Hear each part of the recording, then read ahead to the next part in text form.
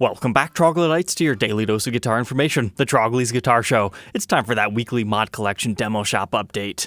So, how's the health of the mod collection? Well, it was good for about 90 seconds, and then we got some more of this. But hey, after about 3 minutes, the thing came back online this time, so it's getting a little better?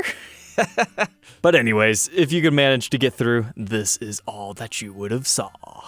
Starting off with a pair of interesting acoustics. This is the J45 Standard in an interesting light metallic silver finish. Kind of looks green to me, like kind of Pelham Blue-esque vibes. Interesting choice having no pickguard on this thing. I think the regular black one would have looked pretty good on this finish. But then they left the back alone, but hey, what's this? Zoom all the way in here, apparently this is going to be some sort of a series. Number 1 out of 5. But this one was offered at a little under $3,000. So the next one, another J45 Standard in crisp blue metallic. Okay, I guess this one's a little bit more blue, but hey, they put the pickguard on this one. I really like that finish because look at the bridge pins right there. I believe it's mother of pearl, but it almost has some like abalone vibes to it, and I love that bridge. It's kind of like zebra wood. But this one was labeled 5 out of 5. So maybe we'll see the other 3 next week, or call up the Gibson garage. Sometimes they end up there first. But the back was also left alone on this one. So out of the choice of these two, I would have went with the blue, the real blue.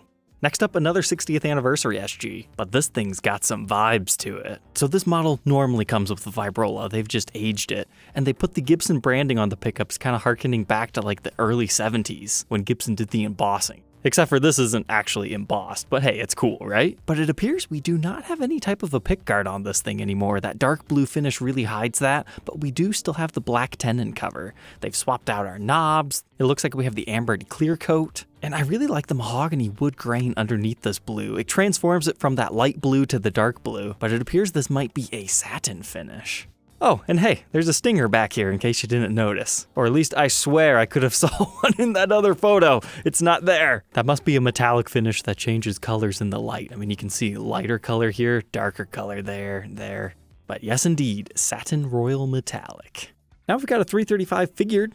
I thought the top was really nice on this one. I like the wide flames, and that's exactly what this one offers. The back's pretty nice on this one too. Again, looks like a desert. Ambered over natural finishes are pretty cool. You can also see that on the headstock. But check out this classic in Rioja Burst for $2,100. You could get like a Red Burst classic, kind of. Maybe this one would look better in person, but it's just kind of hard to see what they're even talking about here. Because that brings us to our main topic today. Gibson increased prices again. So now the regular 50s and 60s standards are $27.99. So when they first launched, they were $24.99, which was such an easy price to remember. But then they went up $200 to $26.99, which I could never remember that price. So now we're at $2,800, and that means the AAA flame tops, they're only a $100 premium now, so those are a little bit of a better deal. Specials are up to $18, juniors to $16. I think the modern has stayed stagnant, if I remember correctly, at $29.99. But look at these classics. They're all the way up to $2,500 now. When those things first launched, they were $19.99 under new ownership. Now our studios are to $17. I'm not sure if that's up or not. But yeah, there were definitely some price updates. So if you want one of these Les Paul Classics in the exclusive olive drab finish, I would get that sooner than later because I bet these will follow suit in price very shortly once current inventory is knocked out. Now as far as custom shops, it looks like they relatively stayed the same from what I can remember. I mean, maybe there's a few models here and there that have changed, but the hard thing is like, that's out of production, this is out of production, that's out of production. None of these things are actually even available half the time. But I'm pretty sure that's what 59 reissues were after the last price increase. So those are the new standards we have to compare these prices on. But next, let's talk about the SG standard this week. Wild Blue Yonder Burst. All right, this was quite a premium for that. Wow, these things went up again too. These used to be $2,000, and then that one was $17.99. So now that has the new $2,000. I think that's the same, but I think the vibrolas have went up another $200, haven't they? But anyways, what I was trying to show you is right here, SG standards. They're $1,800 today. So this was a $1,000 premium for this finish. But to be fair, that is a nice looking finish. So it looks like we've got blue with like a light lavender sparkle metallic finish going on here. This looks fantastic to me from a few steps back. That black pickguard really just absorbs all the light. And they even went as far as doing the burst on the back, but they left the neck alone. And they just did it up in that silver purpley-ish hue. but this one got the coveted Gibson Original Modified decal on the back. Now, this is one of those ones, when I first saw it get listed, I was like, yeah, but the more I'm looking at it, the less I like it. But check out this SG Special in natural satin. $15.99, not too bad of a price if you want something uniquely modified. I like the see-through red pickguard. That looks great on this with this kind of weird natural finish it's got going on. You've got the ambered over knobs. But really zoom in on that fretboard, that's got some unique coloring to it. Then you flip it over to the back, it looks like they did the exact same thing for our backplate. And this was worthy of an original Gibson modified decal? Sometimes it feels like they're getting a bit loose on that, like are they just gonna start putting it on everything? But no, here's the unique feature of this one. They give it the old pre-war Gibson logo. Like you can also find this on a Les Paul Artisan, but it's a decal. It kind of gives you old acoustic guitar vibes. So all things considered, a fair price for something unique.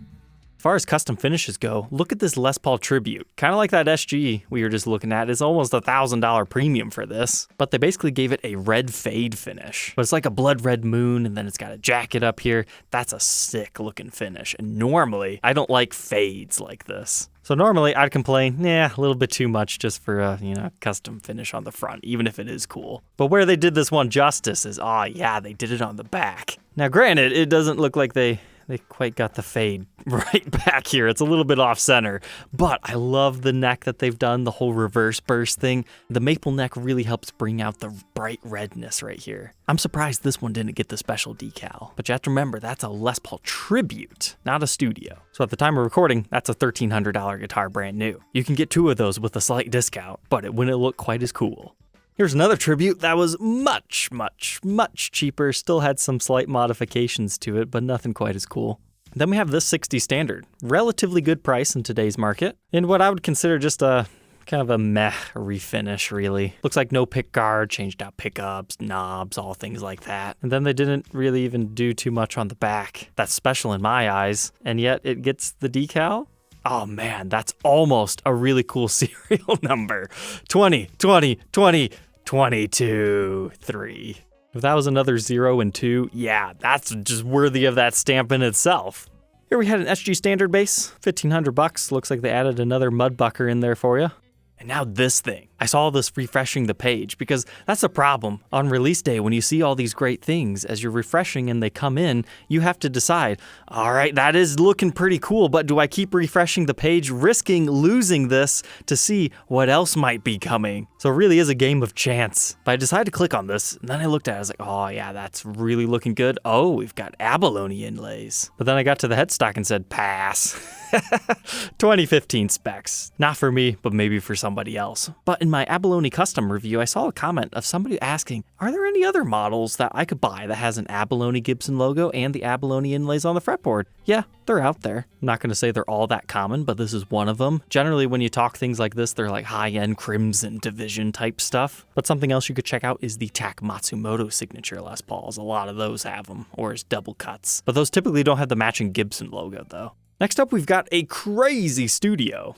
Can't see it here due to broken images, but look at that. Dirty Fingers pickups. It's got like a vest going on, a little bit of pinstripiness right there, all blacked out, and then you get your orange with the lime lines. So what this reminds me of is like a leotard. Like you've got the V shape right here and then like legs or whatnot. So maybe if you're a dancer, this particular studio might interest you. Then they also did that on the back, minus the special design right there. And the headstock, they also give it a purple Gibson logo. Now in my eyes, something crazy like this is deserving of the decal. And now probably the best deal that I was considering buying, but I decided to sacrifice it in hopes that something else better was going to be here this week. It's this Les Paul Special Tribute. So it's $900, and it's one of these tributes, the special tribute. So they're $1,000 brand new in today's market. But this one, they've modified it with on-off switches everywhere, essentially. And then, look at that, beautiful buckethead style kill switch. That was enough to make me be interested in this thing, but I actually caught this one a little bit early on, because you always got to check all the photos. Do you see what they included with this? one of the government series cases. I was telling you guys a couple of weeks ago, that's like a $400 to $500 case right there separately. So half the value was definitely in that case, but somebody else got it by the time I came back. And honestly, I'm all right, because do I really want to review that guitar? I mean, sure, the kill switch is cool and whatnot, but this one's so unique and weirdly modified that it probably wouldn't have been a review that would have helped anybody buy one of those. So I'm not too sad about it, but I hope whoever got it enjoys it. And now we've got another SG Les Paul standard, this time in Cinnamon Challenge Metallic. So kind of like last week where they have the red stain still on it and then they just put another finish over top of it. But what makes this one special is A, tortoiseshell pickguard, and did you even notice this? It's a wrap tail. So they no longer have any type of stop bar tailpiece on here. They've gotten rid of the vibrola, but left the plate alone. So you still get the cool vibes without the tuning instability. But out of all the colors that we've seen them do with this whole mix match stuff, this is probably the worst looking one because like the neck is just all silver because like none of the red stain was there. Maybe it's just a bad photo angle, but it seems the red is just a little bit too prominent in this case. But the Cinnamon Challenge did get the decal. Next up, a 60 standard in Deep Forest Green. And with all the weird stuff we've been seeing this week, it's nice just to have a solid colored refinish that looks good. And hey, it's full on gloss too, what's not to love? Here's one that would probably make somebody happy. So I guess there's been rumors of like a purple Kirk Hammett signature guitar, whether that's actually gonna happen or not, I don't know, but this is kind of close. Purple Pearl Satin. It's satin and it's purple with a cool pickguard. Here's a 60 standard in Walnut. Again, another one that probably looked better in person because it came out a little bit dark in the photos. But a little bit better on the back. Yeah, that was a good one. And then you also had Royal Orange Sparkle on a 50 standard. Same story as all these other ones. I'm sure that looks great in person. And that wraps up the mod collection this week. Some interesting offerings. But at the time of launch, they actually still had 3 things left over from last week. I'm surprised this one sat around. As of today, refresh the page, and wow, those 3 are still there. The SG's still there. Surprisingly, that's there. There's actually still a lot here. Things might be slowing down a little bit for the mod collection. But to be fair, I'm recording this 24 hours after their release. So now we've got the demo shop. I'll be honest, there's nothing really even worth talking about in the demo shop this week. A big old flopper-rooney. But here was the best of the player's grade models. We had a left-handed Les Paul Special. I didn't even notice it was left-handed because I was too busy looking at this tortoiseshell pickguard, kind of ketchup mustard vibe going on with this one.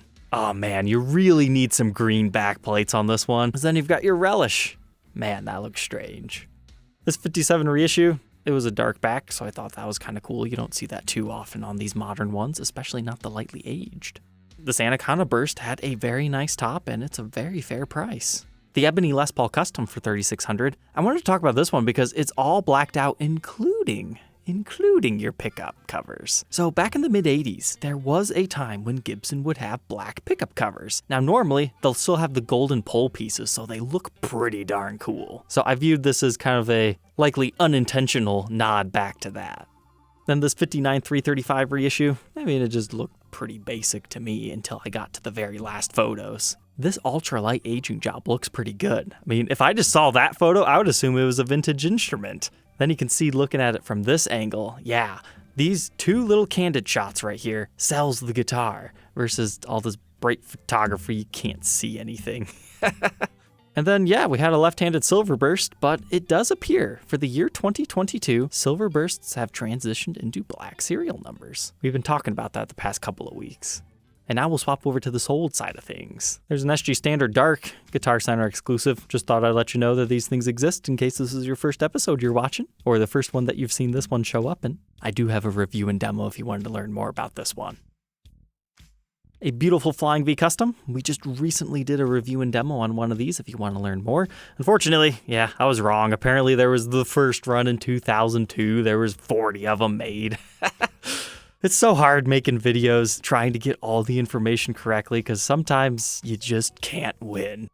And then, hey, wouldn't you know it, we had more Brazilian Dreams. There were 4 more this week, which puts us to a grand total so far of 18 within the demo shop. that have all sold within a couple of days. So even though it was the biggest Gibson flop, partnered with Slash, they've definitely found the price point where these things will sell. But that's 18 within the demo shop. That doesn't count like the 10 or so that they were able to move through the Gibson garage. So that puts us somewhere between like maybe 25 to 30 of these things that we know of that were unsold. And with being a run of 150, that's quite a few. You can check out my review and demo when I get it made. Then we had another SG Standard Dark, but this time in red, but I think that's like $300 or $400 off. And then before we say goodbye, let's check out the European demo shop. Oh wait, they didn't update this week, so that's all. Thank you for watching tonight, Troglodytes. Don't forget to like, comment, and subscribe, and we will catch you tomorrow on the next one. Take care.